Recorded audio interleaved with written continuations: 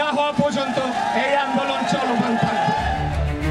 বেশ কিছুদিন ঢাকার রাজপথ দখলে নিলেন একটি রাজনৈতিক দল। প্রসঙ্গ শপথ নেয়া। শপথ না পড়ানো পর্যন্ত রোদ বৃষ্টি ঝড় উপেক্ষা করে আন্দোলন চালিয়ে যাওয়ার প্রত্যয়ে এক প্রকার উত্তেজনা ছড়ালো রাজপথে। রাজধানী তখন ঢাকাবাসীদের জন্য হয়ে উঠল এক আতঙ্কের নাম।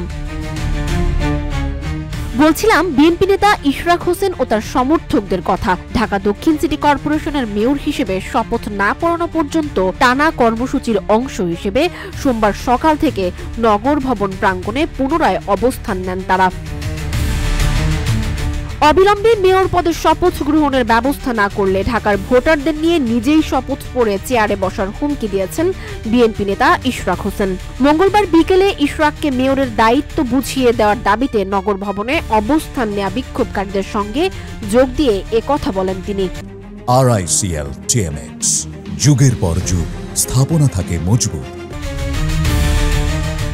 ইশরাক হোসেন হুমকি স্বরূপ বলেন, এই সরকারকে এখন বাধ্য হয়ে বলতে হচ্ছে অবিলম্বে মেয়র পদে শপথ গ্রহণের ব্যবস্থা না করলে ঢাকার ভোটারদের নিয়ে নিজেই শপথ পড়ে চেয়ারে বসবো। তিনি আরো বলেন, নগর ভবন কিভাবে চলবে তা ঢাকাবাসী নির্ধারণ করবে। কোনো বহিরাগত উপদেষ্টা বা প্রশাসক দিয়ে এই নগর ভবন পরিচালনা করতে দেওয়া হবে না। ইশরাক আরো বলেন, মেয়রের পদে বসানোকে কেন্দ্র করে যেভাবে টালবাহানা করা হচ্ছে তাতে এই সরকারের অধীনে সুষ্ঠু নির্বাচন নিয়ে জনমনে সন্দেহ তৈরি হয়েছে। এই সরকার নিরপেক্ষতা হারিয়েছে। বর্তমান উপদেষ্টা পরিষদ দিয়ে সরকারের নিরপেক্ষতা বজায় রাখা সম্ভব নয় বলেও জানান ইশরাক।